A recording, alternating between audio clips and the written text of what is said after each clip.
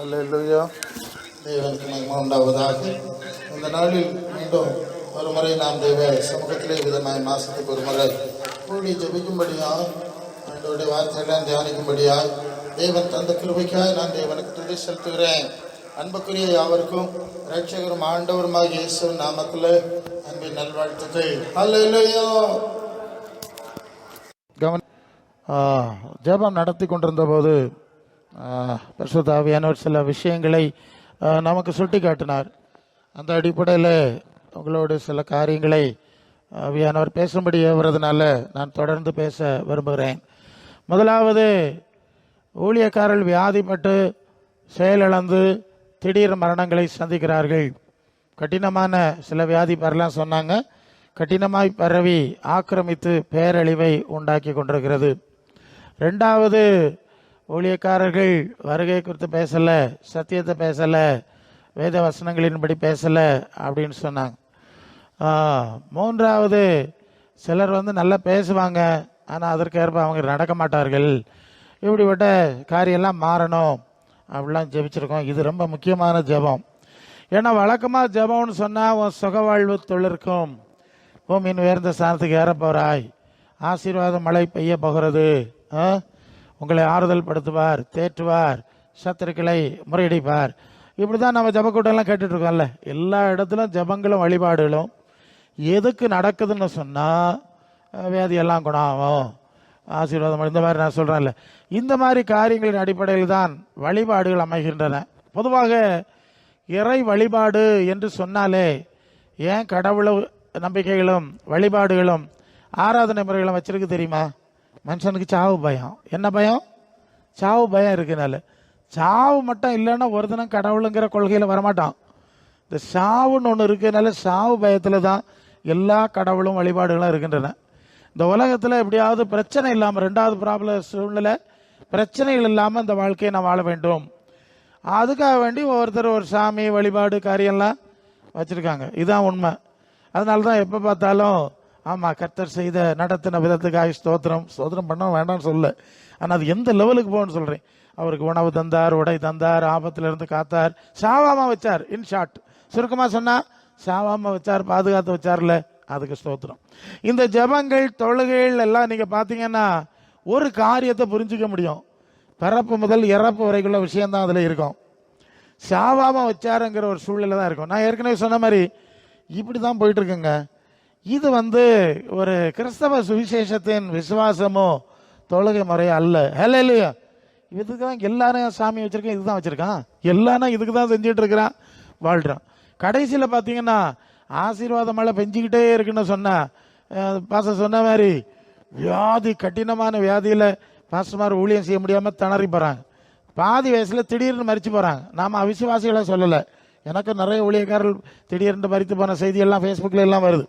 Okay, அதான் பிரச்சனை. அப்போ ஒரு பக்கம் ஆசீர்வாதம் மழை பெய்யுதான், மறுபக்கம் திடீர்னு அடித்து வாரிட்டு போயிருதான். அல்லேலூயா. பிரச்சனைகளுக்கு மேலே பிரச்சனை வந்துருதான். ஸோ ஒரு குழப்பமான சூழ்நிலையில் தான் சிக்கியிருக்கிறதுனால என்னத்தை ஜபிச்சு, என்னத்தை கண்டோம், என்னத்தை ஜபம் அப்படின்னு ஒரு பெரிய பின்னடைவு இல்லையா? மனோயியல் ரீதியில் நமக்கு ஒரு பெரிய சோர்வு இறக்கக்கூடிய சூழ்நிலை இருக்கிறது உண்மை. நானும் அதை கவனித்ததுனால அதுக்கு சில செய்திகளை சொல்லும்படி ஆவியானவர் எனக்கு உதவி செய்கிறார். அல்லேலூயா. சரி, இதுக்கு பேசிக் ப்ராப்ளம் என்னன்னு நம்ம பார்க்கணும். முதலாவது, தேவன் மனுஷனை படைச்சவன் சாத்தானுக்கு பின்ன போனதுனால ஆதியாகமம் 3:17 இந்த பூமி உன்னிமித்தம் சபிக்கப்பட்டிருக்கும் சொல்லிட்டார்ல. இந்த பூமி உன்னிமித்தம் சபிக்கப்பட்டிருக்கும்னு சொல்லியாச்சு. இந்த செய்தியை ஒரு பிரசங்கி மறுபிரசங்கம் பண்ணது கிடையாது. அல்ல இல்லையா? தேவன் சபிச்ச உலகத்தில் வாழ்றங்கிறத பிரசங்கி மாறம் சொல்றது கிடையாது. கிறிஸ்தவ மார்க்கத்தில் இப்போ அப்படி ஒன்றும் இல்லை. டோட்டல் இது எடுத்தாச்சு, நேர தலைகள். அப்புறம் நீ முகத்தின் வேர்வையால் ஆகாரம் பசிப்பாய், மண்ணிலிருந்து எடுக்கப்பட்டாய், மண்ணுக்கு திரும்பவாய்னு சொன்னார்ல. இந்த செய்தியை விசுவாசிக்க தயாரா இல்லை. அது நீங்க உண்மையா பார்த்தாலும் சரிதான், பைபிளில் எழுதியிருந்தாலும் சரிதான். நோ, நாங்கள் சாவை விசுவாசிக்க மாட்டோம். ஏன்னா அப்படி ஒரு புதிய கான்செப்ட் வந்திருக்கு. என்ன கான்செப்ட் தெரியுமா? நீ விசுவாசிக்கிறபடி உனக்கு கடவுள். சாவ மாட்டேன்னு விசுவாசிச்சா சாவு வராதான், நோய் வரமாறாதுன்னு விசுவாசிச்சா நோய் வராதான், ஆசீர்வாதம் மழை பெய்யன்னு விசுவாசிச்சா ஆசீர்வாதம் மழை பெய்யுமா? நடக்கிற காரியமா இது? இப்படி விசுவாசிச்சவெல்லாம் செத்து போனான். இப்படி விசுவாசம் எல்லாம் சோக்கெட்டில் மாட்டியிருக்கான். நாம் விசுவாசிக்கிறது தான் நடக்கணும்னா இது ஒன்றும் நடக்க முடியாதுங்க. நம்ம சாக மாட்டோம், நம்ம தோன்ற மாதிரி போயிடும். அது நடக்காத காரியம். தேவனால் எல்லாம் கூடும் என்பது விசுவாசம், அதில் சந்தேகம் கிடையாது. ஆனால் அதுக்கு சில லிமிட்டேஷன்ஸ் இருக்குது. இப்படி வச்சிருக்கார், அதுக்கு உட்பட்டு தான் செயல்படணும். இது எல்லை மீறி வரம்பு மீறி போய் இவங்க சத்தம் போட்டு குதிச்சு அழுது புலம்பி ஆக்ரோஷமாக ஓலை போட்டாலும் நடக்கலை. ஆமாம், ஆடி அடங்கி மண்ணில் வச்சு மணலில் வச்சிடுறாங்க. இதுதான் நடந்துட்டுருக்கு. ஸோ முதலாவது தேவனுடைய அடிப்படை திட்டத்தை, சத்தியத்தை நாம் மறைத்து விட்டோம். இதுதான் முதல் பிரச்சனை. அதுக்கு எதிராக ஒரு காரியத்தை அவர் அப்படி வைப்பார் இப்படி வைப்பார்னெல்லாம் கனவுத்தனமாக அந்த வாழ்கை வளமுடன்லாம் சொல்லுவாங்க. எல்லாரும் மாறி மாறி வாழ்க வளமுடன்னு சொல்லுவாங்களா, அப்படி ஒரு இயக்கம் இருக்குது. அப்படி சொன்னால் அவருக்கும் வாழ்த்துனா கேட்குறவருக்கும் வாழ்க்கை வந்துடுமா, பேசுகிறவருக்கும் வளர்ச்சி வந்துடுமா, ஏதோ ஒரு கொள்கையெல்லாம் பேசுகிறாங்க, தன்னம்பிக்கை தத்துவம்லாம் சொல்கிறாங்க. அந்த தத்துவத்தை தான் இப்போ கிறிஸ்தவ மார்க்கத்துக்குள்ளே கொண்டு வந்துட்டாங்க. தேவன் என்ன திட்டத்தோடு மனுஷனை படைச்சார், பிறகு என்ன அவர் போட்ட சாபம் என்னது, இனி தேவன் வச்சிருக்கிற அடுத்த திட்டம் என்னதுன்னு நம்ம பைபிள் ஒரு கிளியரான பிக்சரை நமக்கு கொடுக்குது இல்லையா. இதுக்கு பதிலாக ஒரு புதிய உலகம், புதிய சரீரம், புதிய மகிமை, நித்தியம், இதெல்லாம் அவைய தூர போட்டுட்டு தேவனுடைய திட்டத்துக்கும் சித்தத்துக்கும் எதிராக செயல்படுவதுதான் கிறிஸ்தவ மார்க்கத்தின் இயேசுநாதரை பயன்படுத்துகிற ஊழியக்காரருடைய நோக்கமாக இருக்கு. இயேசு அற்புதம் செஞ்சார். லாசரு எழுப்பினார், மீண்டும் ஒரு நாள் செத்து போனாய். நாயினூர் உதவிக்கு எடுப்பினா மீண்டும் ஒரு நாள் செத்து போனாய். இதெல்லாம் மறைச்சிட்டு இந்த அற்புதங்களை மட்டும் சொல்லி இனி சாவாமே வச்சிருவார் இங்கிற மாதிரி ஒரு மோசடியான போலி தோற்றத்தை நடத்துகிறாங்க. அது முதலாவது தவறான இஷ்யூ. அதன் விளைவை அவர்கள் அறுத்து கொண்டே இருக்கிறார்கள். இது முதலாவது விஷயம். தேவனுடைய சாபம், அது பூமிக்கு போட்ட சாபம்தான். இப்போ உள்ள சாபம் என்னன்னு கேட்டால், நம்ம உறிஞ்சிற காற்று விஷம். என்னது? சுவாசிக்கிறேன் இல்லை காற்று, அது விஷம். டெல்லியிலெல்லாம் பெட்ரோல் வண்டி டீசல் வண்டி ஒன்றும் ஓட்டப்படாது, எலக்ட்ரிக் வண்டி தான் ஓட்டுற மாதிரி. அந்த அளவு சுவாசிக்கிற காற்று விஷம்னா, நீங்கள் வேணால் விஷத்தை நீங்கள் சாப்பிடாமலே விஷம் பாடியில் அப்சார்வ் பண்ணப்பட்டு சாவு வருது. நீங்கள் சாப்பிட்ற உணவு எல்லாமே விஷம். நீங்கள் அரிசி கோதுமை விளைவிக்கிறதுலேருந்து விஷம். ஏன்னா அதுக்கு உரம் போடுறாங்க, பூச்சி மருந்து அடிக்கிறாங்க, பெஸ்டிசைடு. அது அப்படியே உள்ளே ஏறிடுது, பல மடங்கு ஏறிடுது. அது நமக்கு தெரியாது, சொன்னால் எனக்கு நேரம் போயிடும். ஸோ அப்போ சாப்பிட்ற உணவு, அரிசி, எனிதிங் எல்லாமே விஷம்தான். எல்லாத்துலேயும் விஷம் வருது. அது நம்முடைய ஆர்கன்ஸை கொஞ்சம் கொஞ்சமாய் செயலிழக்க செய்து பல பிரச்சனைகளை உண்டாக்கி கொண்டிருக்கிறது. இது அடுத்த விஷயம். ஹோட்டலில் போய் சாப்பிட்டாங்க, ஒரு கேரளாவில் கூட சமீபத்தில் சாப்பிட்டுட்டு விட்டு போனாங்க. 3 பேர் செத்து போனாங்க. கொஞ்ச நேரத்தில் மயங்கி விழுந்தாங்க, வாமிட் பண்ணாங்க, ஆஸ்பத்திரிக்கு கொண்டு போனாங்க, செத்து போனாங்க. என்னென்னு தெரியாது. இந்த பேக்கரி ஐட்டம்ஸ், ஆர்டிஃபிஷியல் நிறைய உங்களுக்கெல்லாம் தெரியாது. பார்த்தா அவன் கலராக மேலே பேப்பர்லாம் ஒட்டி விட்டுறான். ஸோ உறிஞ்சிற காற்று விஷம், இது விஷம், குடிக்கிற தண்ணி விஷம், எல்லாமே விஷமாக போயிட்டுருக்கு. அப்புறம் நம்ம இப்போ நிறைய மருந்து, வியாதியெல்லாம் மாற்றிட்டோம், ஆஸ்பத்திரியை கூட்டிட்டோம், மருந்துகளை கண்டுபிடிச்சிட்டோம். மருந்து கடையில் போனால் எவ்வளோ மருந்து இல்லை, எல்லாம் வச்சுருக்கு. இந்த மருந்துகள் சாப்பிடும்போது அது ஒரு பக்கத்தில் நமக்கு சுகத்தை கொடுத்தாலும் மறுபக்கம் சைடு எஃபெக்ட்ஸ்ன்னு சொல்கிறோம். இந்த சுகர் இதெல்லாம் தன்னாவே இந்த சுகர் ப்ராப்ளத்தை ரைஸ் பண்ணிடுது. சுகர் ரைஸ் ஆயிரும், வேறு ப்ராப்ளம், கிட்னி ப்ராப்ளம். ஸோ அதெல்லாம் இருக்குது. இதெல்லாம் நம்ம சிந்திக்கலை. இதெல்லாம் நம்ம சிந்திக்காமல் நமக்கு எப்படியாவது ஆகோஷமாக வாழணும் இல்லையா. இனிப்பு எவ்வளோ பிரச்சனைன்னு தெரியும். எங்களுக்கு பிரச்சனை என்னென்னா, ஒவ்வொரு வீட்டில் போனாலும் சீனி போட்டு டீயை தந்து போடுறாவ, காப்பியை தந்து போடுறாவ. ஏன் செய்யணும்? நான் சண்டை பிடிக்க வேண்டிய, எனக்கு வீட்டு சாப்பாடு இருந்த காலத்தில் சோக்கெட்டெல்லாம் ஈஸி நிறைய கிடையாது. வெளியே ஹோட்டல்லையோ அல்லது ஊழிய சூழ்நிலையிலே சாப்பிடும்போது தான் எல்லாம் பிரச்சனை வந்துடும். ஏன்னா கரிச்சது, பொரிச்சது, அவிச்சது, வறுத்தது, புரட்டுனதுன்னு சொல்லி ஏகப்பட்ட ஐட்டம் கொண்டாக்க வச்சிருக்குது. இதெல்லாம் தின்னா சாவணும் சீக்கிரம். பிரசங்க மாதிரி கொல்லுக்கு சாத்தான் இப்போ விசுவாசிகளை பயன்படுத்தாங்க. நான் நேராக சொல்லுவேன், சில வேலை கொஞ்ச நாள் கூட இருந்து ஊழியம் செய்யணும்னு உங்களுக்கு ஆசை கிடையாது. எங்கள்கிட்ட கேட்கலாம் இல்லையா, பாஸ்டர் உங்களுக்கு என்ன வேணும், உங்களுக்கு உடம்புக்கு எது பொருந்தம், ஏன்னா கொஞ்ச நாள் கூட இருக்கணும் இல்லையா, நீங்கள் சோம் பண்ணுக்கு கொஞ்ச நாள் கூட பிரசங்கம் பண்ண இருக்கணும், அந்த கேள்வியே கிடையாது. அவைய கொண்டு வச்சதெல்லாம் நாங்கள் தின்னணும். இதனோட டஸ்ட் பின்னா எல்லாத்தையும் வாரி தட்டி கொண்டு வச்சிருது. சாப்பிடுங்க பாஸ்டர், விசுவாசி சாப்பிடுங்க பாஸ்டர், தோத்திரம் பண்ணி சாப்பிடுங்க பாஸ்டர், விஷத்தையும் சாப்பிட்டா சாக மாட்டியா பாஸ்டர். பார்த்தீங்களா, கள்ளத்தனம், பிசாசு. அப்போ ஆண்டவர் சொன்னா, லே உங்களை கொல்லுக்கு பியா இப்படி வரான், அதனால் அதெல்லாம் செய்யாது. ஒரு சமையல் பண்ணுவீங்க. எங்கள் வீட்டிலலாம் நாங்கள் எண்ணெல்லாம் யூஸ் பண்ணால் நான் வாலிபத்தில் எனக்கு சமையல்லாம் தெரியும். நான் எனக்கு இஷ்டப்படி தான் பண்ணுவேன். எங்கள் வீட்டில் அப்படி தான் சொல்லிக் கொடுப்பேன். என்ன விஷயம்னு சொல்கிறேன், தேங்காவை அரைச்சி குழம்பு வைக்கணும். என்ன செய்யணுங்க, நிறைய தேங்காய் போட்டால் தான் பாஸ்டர் நல்லா இருக்கும், நிறைய தேங்காய் அரைச்சி குழம்பு வச்சுனா. அடுத்தது இந்த தேங்காயை காய வச்சு அரைச்சி எண்ணெய் ஆக்கி குப்பியில் எடுத்துகிட்டு வந்து அதையும் அதில் ஊற்றணும். முதல்ல தேங்காய் அரைச்சாச்சு, அடுத்தது எண்ணெயும் தேங்காய் எண்ணெயும் ஒரு குப்பி எண்ணெய் விட்டாச்சு. இப்போ என்ன ஆச்சு? தேவன் படைச்சார் தேங்காய் தின்னா அதில் கொஞ்சம் போல் ஃபேட் இருக்கும், அது நமக்கு போதும். நல்ல கடலை எல்லாம் இருக்குல்ல, அதில் இருக்கிறது கொஞ்சம். இப்போ நீங்கள் என்ன செய்வீங்க? இதையும் போட்டுட்டு அதை அரைச்சி எண்ணெய் ஆக்கி அதுலேயும் ஒரு குப்பி ஊற்றணும். இதுதான் சாத்தானுக்கு வேலை. இப்படி தான் எல்லா விஷயங்களும் போய் அதுக்கு விளைவு என்னன்னு கேட்டிங்கன்னா, அதுக்கு விளைவை சொல்லுறேன். மார்க் 8:35 37 வரை. அது ஏற்கனவே ஆதி ஆகமத்தில் தேவன் சொன்ன வார்த்தையை இப்போ ஆண்டவர் மீண்டும் எடுத்து ஞாபகப்படுத்துவார். தன் ஜீவனை ரட்சிக்க விரும்புகிறவன் அதை இழந்து போவான். அதான், தன் ஜீவனை ரட்சிக்க விரும்புகிறவன் இழந்து போவான். என் நாமத்து நிமித்தம் ஜீவனை இழக்கிறவன் நித்திய ஜீவனாய் காத்துக்கொள்வான். உலகம் முழுதும் ஆதாயப்படுத்தினாலும் ஆத்மா நஷ்டப்படுத்தினா என்னடா பிரயோஜனம் அப்படின்னு வசனம் போகுது. அப்போ ஆண்டவர் சொல்லாரு, டேய், இங்கே சாவாமல் இருக்கணும்னு ஆசைப்பட்டு நீங்கள் என்ன ஆராதிச்சாலும், நீங்கள் ராத்திரி பாலா ஜெபம் பண்ணாலும் உங்களுக்கு சாவு நிச்சயம். அதுதான் அதுக்கு அர்த்தம். இந்த ஜீவனை, இந்த உயிரை, இந்த உலகியல் வாழ்வை பாதுகாக்கணும்னு நீ இயேசுவை ஆராதிச்சாலும் சாவு கண்டிப்பாக வரும். எல்லாரும் அப்படி உடனே எல்லாம் சேர்த்து அடக்கம் பண்ணியாச்சு இல்லையா? இது முதல் விஷயம். இந்த உலகம் முழுசையும் நீ ஆதாயப்படுத்தினாலும் ஆத்மான்னு ஒன்று இருக்கு, அந்த காரியத்தை பற்றி சிந்திக்காம கவலைப்படாம நீ வேற ஒரு காரியத்திலையும் நீ ஒன்றும் சாதிக்க முடியாது. சரிதானே? ஆண்டவர் சொன்ன வார்த்தையாக நான் சொல்லிட்டு இருக்கேன். இதெல்லாம் பிரசங்க வேற பேசல இல்லையா? நான் தானே பேசணும். சரி, இப்படி ஆகும் இப்போ உள்ள சூழ்நிலை. அப்போ இந்த ஜீவனை நம்ம இழந்துதான் ஆக வேண்டும் என்கிறதாக நிலைமை. ஆனால் நான் சொல்லிட்டேன், ஆராதனை வழிபாடெல்லாம் சாவாம வைக்கணும்னு தான் நடந்துட்டு இருக்கு. ஆனால் ஆதி திருச்சபை காலத்தில் இருந்த ஆராதனை நாங்கள் சாவாமல் இருக்கணும், சுகமாக இருக்கணும், வியாதி வரப்படாது அப்படின்னு அவங்க ஆராதிக்கலை. இது உங்களுக்கு தெரியாது, ஆவியானவர் பேசுகிறார். ஆதி திருச்சபை அனுபவம் நாங்கள் சாவாமல் இருக்கணும்னு ஆராதிக்கலை, நோய் வராமல் இருக்கணும்னு ஆராதிக்கலை, ஆசீர்வாத மழைக்காக ஆராதிக்கலை. அவங்க எப்படி ஆராய்ச்சிருக்காங்கிறத புரியறதுக்கு ஒரு சம்பவம் தர்றேன். அப்போஸ்தலர் 16:25. அப்போஸ்தலர் 16:25 பவுலையும் சீலாவையும் சிறைச்சாலையிலே தொழுமரத்தில் கட்டி அடைச்சி வச்சிருக்காங்க. நடுராத்திரி அவர்கள் பவுலும் சீலாவும் தேவனை துதித்து பாடினார்கள் இருக்கு. நல்லா கவனிங்க, எதுக்கு பாடுறாங்க தெரியுமா?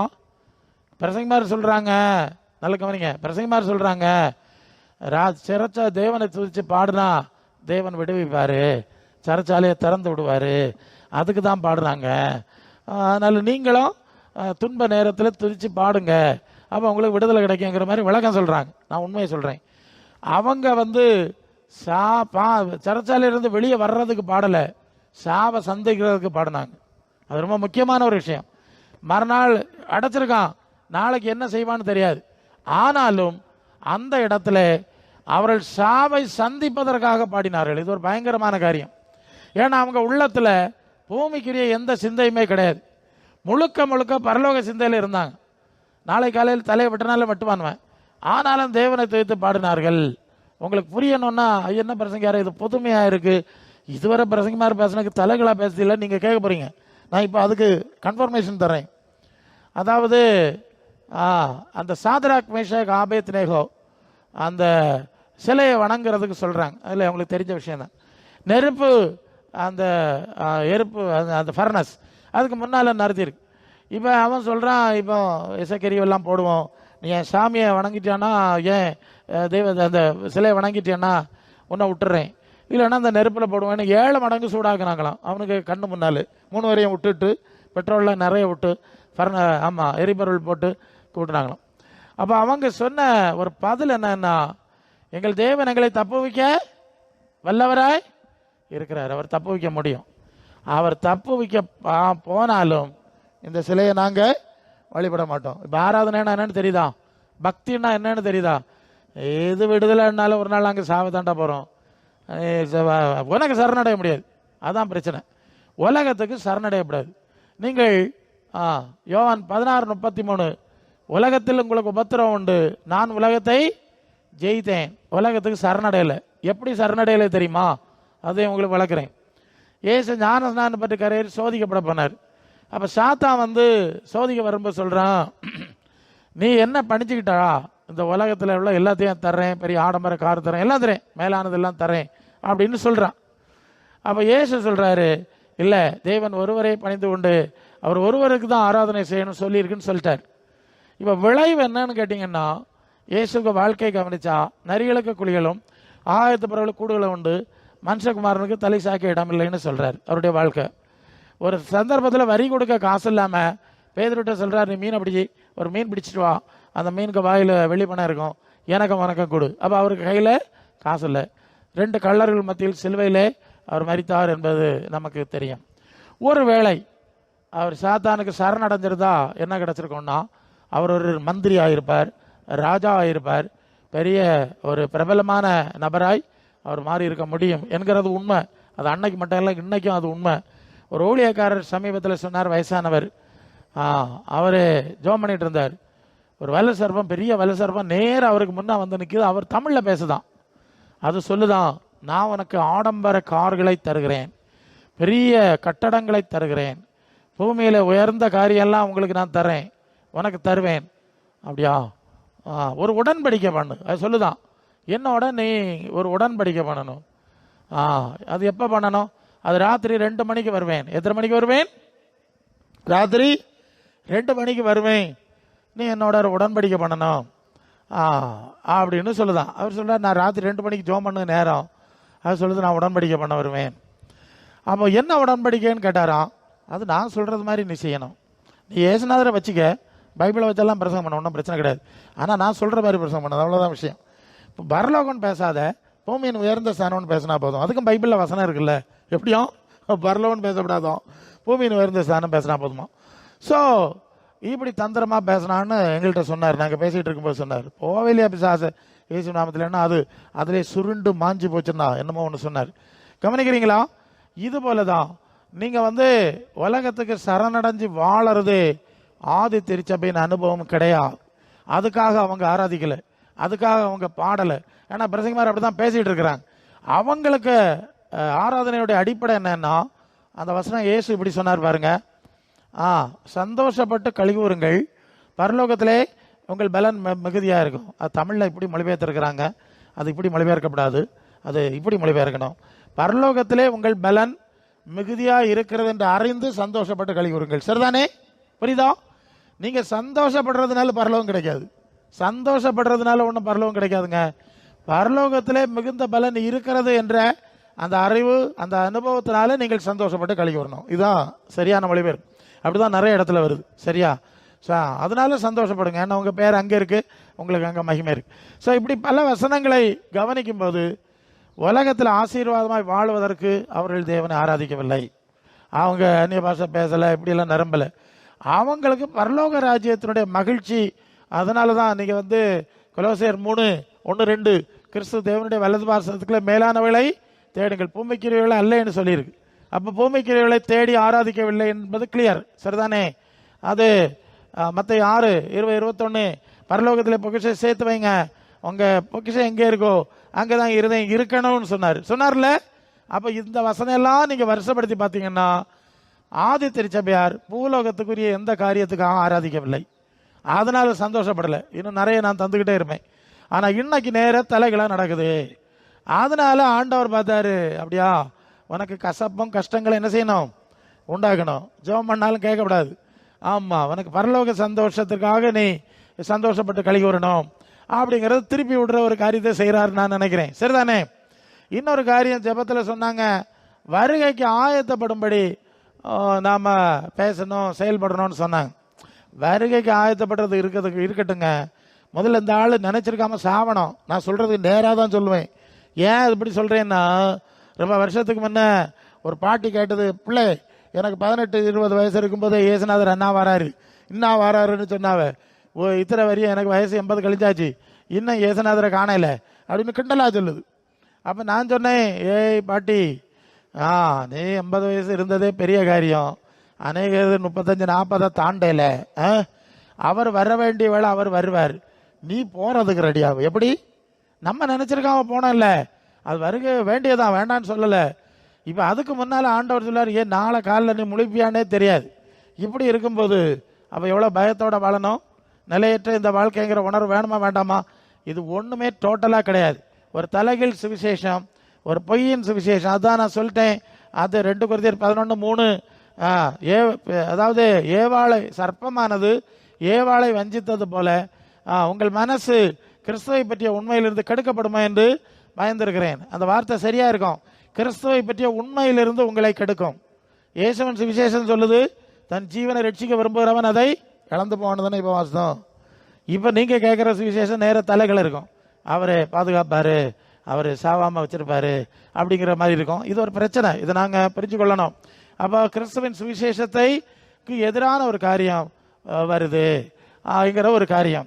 ஸோ அது ஏவாளை எப்படி ஆண்டவர் சொன்னது ஒன்று, அதான் வேத புரட்டாவி. இது எப்படி புரியணும்னா, தேவன் சொன்னது என்னது?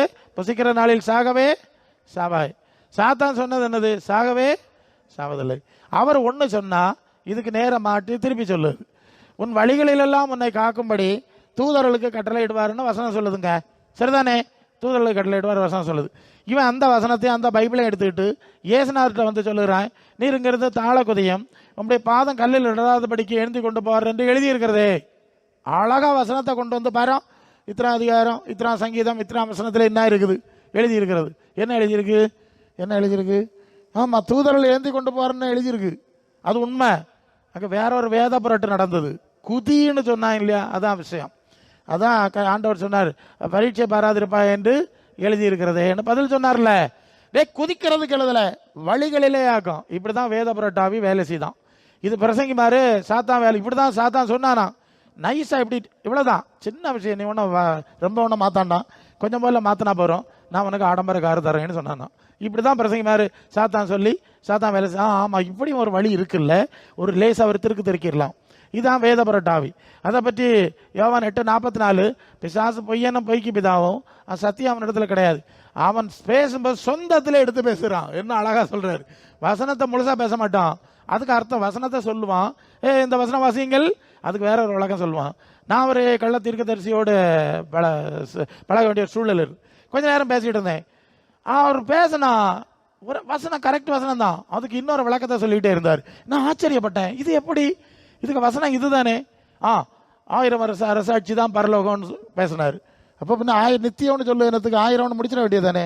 எவர் லாஸ்டிங், முடிவற்ற மகிழ்ச்சி. நித்தியம்னா முடிவு கிடையாதுங்க, 1000க்கு முடிவு இருக்கு. அந்த கள்ள தீர்க்கதரிசி பேசுவான். ஒரு இடத்துல பேசினார், உன்னை பேர் பத்திரத்திலே வரப்போகிறது, பேப்பர்ல எல்லாம் உனக்கு பேர் வரப்போகுதுன்னு. அந்த இடத்துல நானும் உண்டு பிரசங்கம். உன்னை பேர் பேப்பர்ல வரப்போற அளவுக்கு உன்னை மானிக்க போறார், உன்னை வந்து உயர்த்த போறாருன்னு சொன்னார். என்ன நடந்துன்னு கேட்கிறேன். அந்த வீட்டு முன்னோடு நான் பைக்கில் போன மெயின் ரோடு, வீடு விற்பனைக்குன்னு பெரிய போர்டு வச்சிருக்கு. பத்திரத்தில் வந்துட்டு இல்ல, சாமர்த்தியத்தை பாருங்க. ஒரு காரியம் இருந்தா ஒரு வியாதி ஆண்டவர் சுகம் தருவார், ஒரு நன்மை செய்வார் சொல்லலாம், தப்பு கிடையாது. இது ஏன் இவ்வளவு எஸ்ட்ரீமா போறாங்க? இவ்வளவு உச்சகட்டமா ஏன் போனோம்? பத்திரத்தில் பேர் வந்து என்ன பிரயோஜனம்? பத்திரத்தில் பல மாதிரி பேர் வரும் தெரியுமா அவங்களுக்கு? யார் பேப்பர்ல பேர் எப்படி எல்லாம் வருது தெரியுமா அவங்களுக்கு? பேப்பர்ல பல காரியத்தில் வரும். பிசாசுக சாமர்த்தியத்தை பார்த்துக்க. பேப்பர்ல உனக்கு பேர் வரக்கூடிய அளவுக்கு கர்த்தர் செய்ய போறாரு. நான் உள்ளுக்குள்ள நினைச்சேன், அட பைத்தியமே, பேப்பர்ல எப்படிப்பட்ட பேரெல்லாம் வருது, என்ன காரியத்துக்கு இல்லாம வருது இல்லையா? இதா காரியம். அவ்வளவு கள்ள பிசாசு. அந்த கள்ளத்து இருக்குது, இந்த கள்ளத்து இருக்குது. எனக்கு டக்குன்னு தெரியும், ஏசுநாதருக்கு அவங்களுக்கு சம்பந்தம் இருக்காது பேசுறதில்ல. பார்த்தா எல்லாம் வேதம் புரட்டி புரட்டி புரட்டி கொஞ்ச நேரத்தில் கொள்ளாம. நானும் இத்தனை வருஷம் ஊழியத்தில் இருக்கிறேன், எத்தனையோ சபைகளுக்கு அஸ்திபார உபதேசங்களை பல ஊழியக்காரர்களுக்கு தெளிவுபடுத்த ஆண்டவர் கிருபை. வசனம் இப்படி இருக்கு பாருங்க பாஸ்டர், இப்படி தானே? ஆமா பாஸ்டர், தெளிவு. அது குழம்பி போகுது, பரவாயில்லையே. அதான் வேத புரட்டு ஆவின்னு சொல்லு. இந்த ஆவிக்கு பிடியிலேயாகும் இப்ப கிறிஸ்தவ மார்க்கம் சிக்கி இருக்கு. சரி, இப்ப ஆண்டவர் சொன்ன வசனத்துக்குள்ள போவோம். என்ன சொல்லுவாருன்னா, இந்த வாழ்க்கையை பாதுகாக்க விரும்ப எல்லாம் சாவ போறிய, மீண்டும் எச்சரிக்கிறேன், ஆமா மெய்யாகவே மெய்யாகவே உங்களுக்கு சொல்லுகிறேன்னு சொல்ல மாதிரியாக ஆண்டவர் சொல்லார். சொல்லிட்டு அவர் சொல்லாரு, தன் ஆத்மாவை நஷ்டப்படுத்தாம ஆத்மாவுக்குரிய நன்மையை பாரு சொல்லிட்டு. அப்ப என்ன பிரசங்க, ஏசுநாதருக்கு பின்னால வந்தா சாவுதான், கர்மம் தான், எல்லாருக்கும் இப்படிதான் நடந்துட்டு இருக்கு. பிரசங்க மாதிரி பெருசது ஒண்ணு, நடக்குது ஒண்ணு, அதான் நடக்குது. கேட்டா ஆண்டவர் சொல்லார், டேய் உனக்கு நான் எனக்கு சரீரத்தை மாதிரி ஒரு சரீரம் தருகிறேன். நல்ல இல்லையோ? மரித்தேன், கொஞ்சம் வேகமா போறேன். சதா காலங்களும் நான் உயிரோடு இருக்கேன்ல, நான் உயிரோடு இருக்கிறேன்ல, உனக்கும் உயிரோடு இருக்கணும்னு ஆசை, நான் தாரேங்கிறார். அதான் பிரச்சனை. அவர் தாரேன்னு சொல்றாரு. நீ இப்படி மருந்து மாத்திரை பிரசங்கி மாதிரி அங்கங்க ஓடி மண்ணுக்கு தானே போறா, நீ ஏன் பின்னால வா, நான் சாரேன், மரித்தேன் சதாக நான் உயிரோடு இருக்கிறேன். யோவான் 11:25. என்னை விசுவாசிக்கிறவன் மரித்தாலும் பிழைப்பான், மரியாமலும். ஆமா, இயேசுநாதர் வந்தா போகும்போது மரணம் எல்லாம் போயிடுவான்ல. ஆமா, இதையும் பிரசங்க மாதிரி டிஸ்ட் பண்றான். சாவாம இருப்பாருன்னு சொல்லியிருக்கு, உனக்கு சாவாரு. ஒரு இமைப்படுதலே மர்வமாய் போகும்போது மரணத்தை காணாம போயிட போறோம். அதையாக ஆண்டவர் சொல்றார். சரி, இப்படி இயேசுக்கு பின்னால வந்தா மரணம் இல்லாத ஒரு வாழ்வு கிடைக்குது. சொன்ன புரிஞ்சுதான்? இயேசுவை தப்பா பயன்படுத்தாத, ஒழுங்கா பயன்படுத்தினா மரணம் இல்லாத வாழ்வு கிடைக்கும். மரித்தோர் உயிர்த்தெழுதல் என்கிற அனுபவம் நமக்கு கிடைக்குங்கிறத மறந்துடக்கூடாது. யோவான் 10:27-28 எப்படி கிடைக்கும்னு சொல்லியிருக்காரு. நீ எனக்கு ஆடாயிரு, இந்த கள்ள தீர்க்கதரிசிகள்ட்ட ஆடாயிருக்காத, நான் சொல்லுதை கேளு, இந்த கள்ள பயவளுக்கு பின்னால போவாத, என்னை பின்பற்றி வா, என் ஆடுகள் எனக்கு பின் செல்லுகிறது, நான் அவைகளை அறிஞ்சிருக்கிறேன், அவைகள் ஒரு காலம் கெட்டு போகாது, அவைகளுக்கு நித்திய ஜீவனை கொடுக்குறேன். அப்போ இயேசுவின் சீஷத்துவத்தில் வந்துடணும். என்னத்துல வந்துடணும்? இயேசு ஆராதிக்கவெல்லாம் செத்து போனான்னு சொல்லிட்டேன். இயேசுக்கு சீஷத்துவத்துக்குள்ள வந்தாதான் வேற ஒரு காரியம் தரேன்னு சொல்லுவார். என்ன ஆராதிங்க, நான் சொர்க்கம் தரேன்னு இயேசு சொல்லல, ஒரு இடத்துலையும் கிடையாது. இருந்தா கொண்டு வாருங்க, நான் பார்க்கட்டும். டேய், உனக்கு நித்திய ஜீவன் வேணும், சாவாம உள்ள வாழ் வேணும்னா ஒரே ஒரு வழிதான் இருக்கு. எனக்கு பின்னால வந்துரு, எனக்கு சீசன் ஆயிரு, எனக்கு சிசி ஆயிரு. என்னது? நான் சொன்னது மாதிரி நடக்கிறது, சொல்லு நடக்கிறது. ஆமா, நான் நடந்த மாதிரியில் நடக்கிறது. நான் செய்த போல செய்யும்படி மாதிரி வச்சேன், அப்படியே அடிச்ச உடல் நடக்கும்படி மாதிரி வச்சுட்டு போனார் பேதுரு சொல்வார். அவருக்குள் நிலைச்சிருக்கிறவன் அவர் நடந்தபடி நடக்கணும். இந்த சீசத்துவத்துக்குள்ள வந்தா நான் எனக்கு சரீரத்தை போல ஒரு சரீரம் தருகிறேன். அல்லேலூயா. ஆமா, அது ஒன்று யோவான் 3:2. அவர் இருக்கிற வண்ணமாகவே அவரை தரிசிப்பதனாலே அவர் கோப்பா இருக்கணும். பிலிப்பியர் 3:21. அவர் தம்முடைய வல்லமையான செயலினாலே நம்முடைய அற்பமான சரீரத்தை நம்முடைய மகிமையான சரீரத்துக்கு, தன்னுடைய மகிமையான சரீரத்துக்கு ஒப்பாய் மாற்றி அமைப்பார். சரிதானே? அப்ப சாவாம இருக்கணும், சாவாம வாழ்வு வேணும்னா ஒரே ஒரு வழி இருக்கு. இயேசுநாதருக்கு சீசன் ஆயிரு, சிசி ஆயிரு. பக்தியா இருக்காத, இது கிடைச்சாது. நீ நினைச்சுக்கிடலாம் கற்பனாய் 35 வரையும் இயேசு ஆராதிக்க சொல்றதுக்கு போலாம், நடக்காது. சீசரானா இந்த அந்த வாக்குத்தத்தம் அப்படிதான் இருக்கும். இப்படி நடந்தேன்னா நான் அவைகளுக்கு தான் நித்திய ஜீவனை கொடுக்கிறேன் அப்படின்னு முடியுது. நம்பர் 1. அப்ப சாவாமை சரீரம் வேணும்னா இயேசுவின் சீசர்லா சிசியா நீங்க மாறணுங்கிற ஒரே ஒரு வழி இருக்கு. நானே வழியும் சத்தியமும் ஜீவனமா இருக்கிறேன், என்னால் இல்லாம நீங்க வர முடியாது அப்படின்னு. அதனால தான் நாங்க சொல்றோம், இந்த டிவி பிரசங்கம், அந்த பிரசங்கம், இந்த பிரசங்கம், கோபுரம் கூடாரம் வாசல்னு தேடி தேடி போய் நீ மண்ணுக்கு போவாத.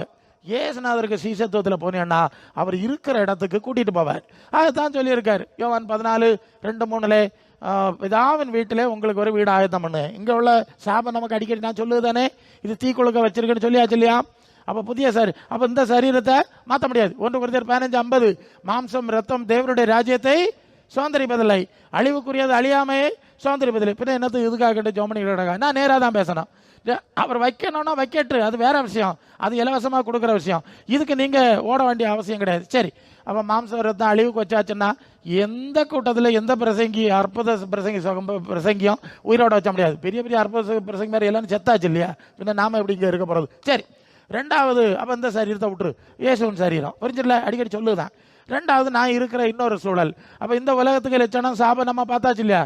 வீட்டுக்கு வெளியே போனா வீட்டுக்கு வந்தாதான் நிம்மதியா வந்து சேர்ந்தா உண்டு, அப்படியாக நிலைமை இருக்கு. ஏமா இப்போ முன்னால எல்லாம் எரும மாட்டில் வருமானா, இப்ப ஸ்கூட்டர்ல வரானா, பைக்ல வரானா, கார்ல வரானா, ஏரோப்ளைன்ல வரானா, எங்கோடியெல்லாம் வரானா தெரியாது. அப்படி இல்லை, நடப்பு நடந்துட்டு இருக்கு. ஸோ அதனால இங்க இருக்க முடியாது, சமாதானமா இருக்க முடியாது. உங்களுக்கு வேண்டிய ஒரு புதிய ராஜ்யத்தை பிதாவுக்கு வீட்டுல நான் இருக்க இடத்துல உண்டாக்குறேன்னு சொல்லுவாரு. பக்கத்துல இருந்தா கொள்ளலாம் இல்லையா, பாதுகாப்பா இருக்கேன் இல்லையா? சரி, நான் அங்க உண்டாக்குறேன், நான் போறேன், உண்டாக்கிட்டு கூட்டிட்டு போறதுக்கு வருவேன். அது ஆகும் வருகைன்னு கேட்டது, கூட்டிட்டு போறதுக்கு வருவேன்.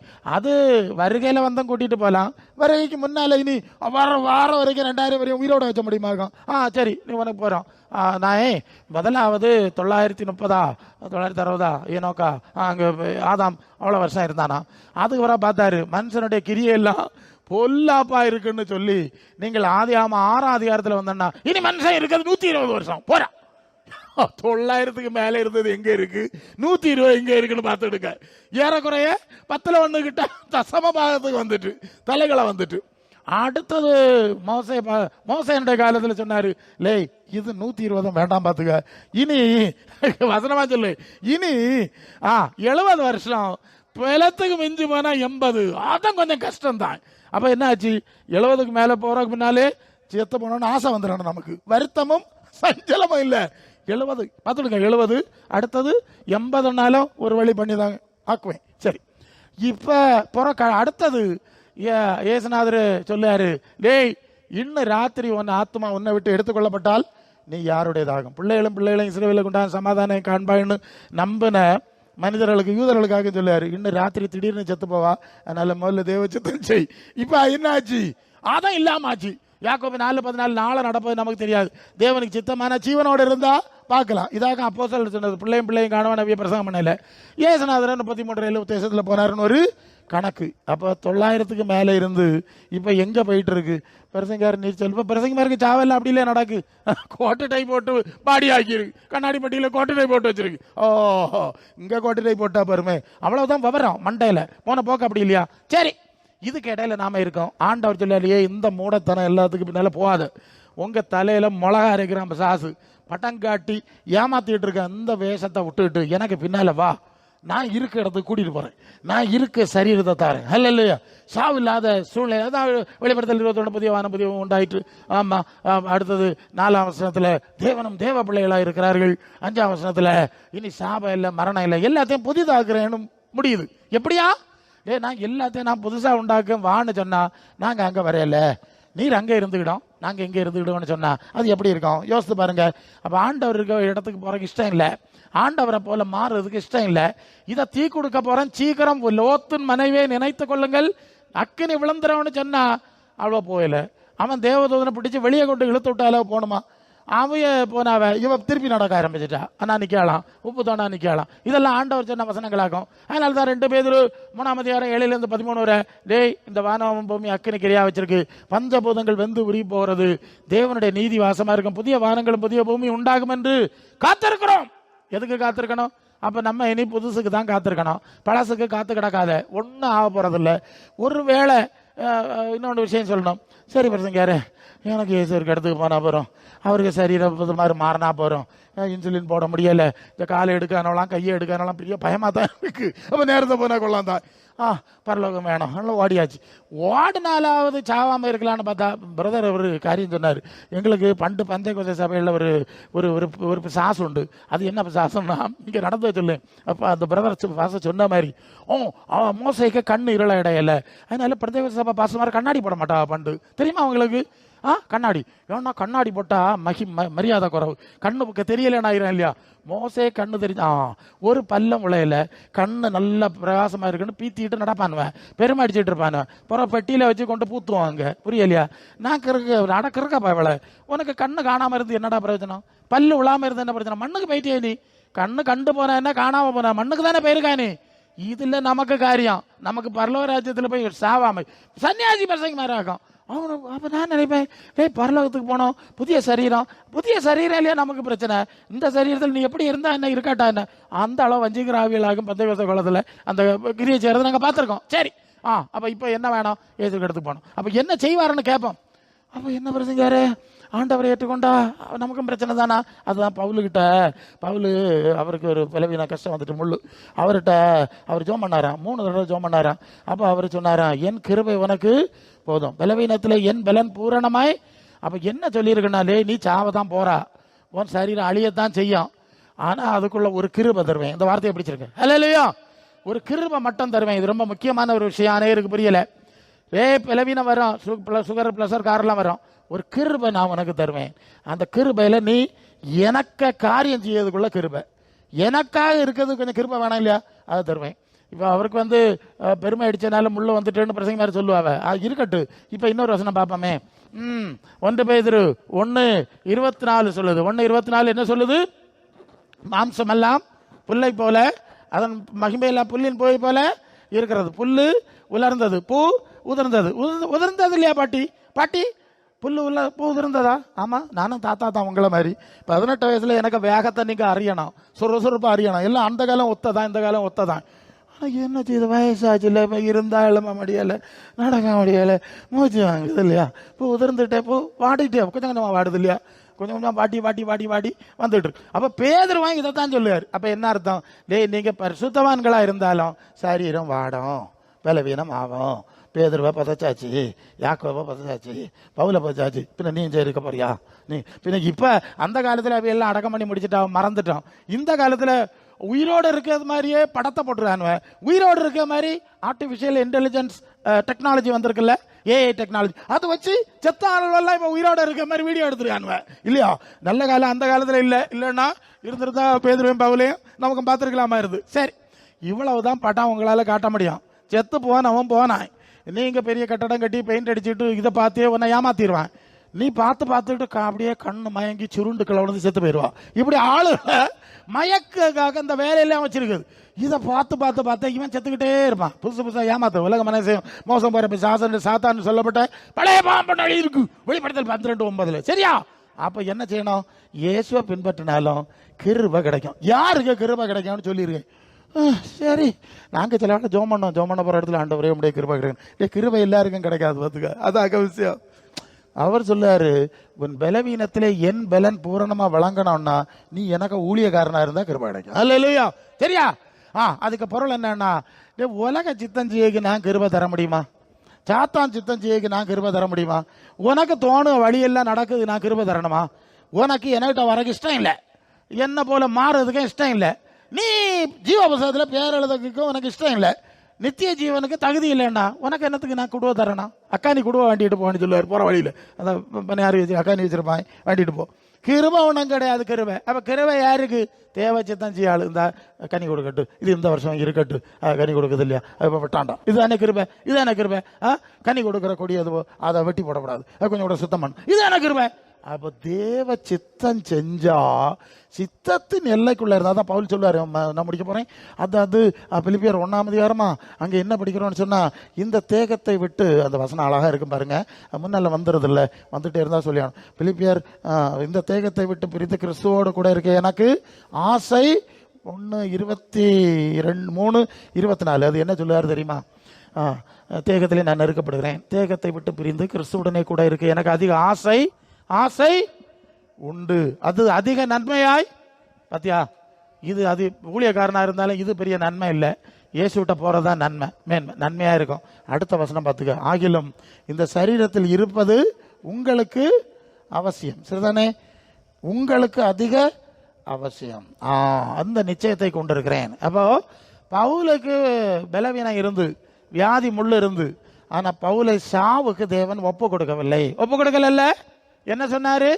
சோக்கேட மாத்தலைங்க, முழுசா சோக்கேட மாத்தல, ஆனா கிருபை தருவேன். எதுக்கு கிருபை தருவேன்னா, நீ ஊழியம் செய்ய வேண்டியிருக்கு. அநேகருக்கா என்ன செய்யணும்? இன்னும் நீ இருக்கணும், பிரசங்கம் பண்ணணும், ஜெபிக்கணும், எனக்கு வேலை செய்யணும். பாத்தியா, அதுக்கு கிருபை தருவேன். இப்ப புரியுதா? உங்களுக்கு கிருபை வேணும்னா இந்த எல்லைக்குள்ள வரணும். சும்மா கூட்டத்துக்கு போனா எல்லாம் மாறிடும், கூட்டமா கோபுரம் கொட்டாரம் குடு வேணும் ஓடிட்டு நடந்தா எல்லாம் மாறி பூமியின் உயர்ந்த சாணத்துல ஏறி ஆசீர்வாதம் மழையை குடிச்சு சாவாம இருக்கலான்னு கற்பனை பண்ணிடாத. புரியுதா? இந்த ரூட்ல மனச பரலவத்துல போய் ஆண்டவரை போல மாறுறதுக்கு ஒப்பு கொடு. இயேசுக்கு சீசனான்னு சொல்லிட்டேன். சீசனாவு பரிசுத்தாவினால் நடத்தப்படுற அடி சொல்லுதுண்ணா உங்களுக்கு. நடத்தப்பட்டு பரிசுத்த ஆவின்னா அது வசனம் எப்படி இருக்குல்ல, ரோமர் 8:14, எவர்கள் தேவனுடைய ஆவியினாலே நடத்தப்படுது. தேவ சித்தம், தேவ ஆவினா தேவன் நடத்தப்படுற சித்தத்தின் எல்லைக்குள்ள இருந்தாதான் இந்த கிருபையும் கிடைக்கும். அல்ல, இப்படிதான் நாங்களும் ஓடிக்கிட்டு இருக்கோம். இல்லாம இவ ஆஸ்பத்திரியில போய் ஸ்கேன் பண்ண போனா அவன் ஒரு 108 வியாதி இருக்குன்னு சொல்லி பட்டியல் போட்டு கம்ப்யூட்டர்ல அடிச்சு ஒரு 10,000 வேண்டி போடுவான். அல்ல இல்லையா? கண்ணுல இப்படி இருக்கு, மூக்குல இப்படி இருக்கு, இருதயத்துல இப்படி இருக்கு, கிட்னில இப்படி. இது எனக்கு கதையை சொல்லு, எனக்கு தெரியும். இது மண்ணில் இருக்கப்பட்டு மண்ணுக்கு போவாய் நான் தேவன் சொல்லியாச்சு. புறம்பான மனுஷன் அழியுதுன்னு பேதரு சொல்லியாச்சு. ஜீவனை ரசிக்க விரும்புறவன் செத்து போவான்னு சொல்லியாச்சு. பின்ன என்னத்துக்கு நான் ஸ்கேன் பண்ண போறேன்? புரியா இல்லையா? என்னத்துக்குடா உனக்கு 1 ரூபாயை தந்து கடன் வாங்கி இதெல்லாம் நாங்கள் செய்ய போறதில்ல. அது இப்படிதான் இருக்கணும், எங்களுக்கு தெரியும். அதுக்கு கூட ஒரு சின்ன கிருபையை தந்திருக்காரு. அல்ல இல்லையா?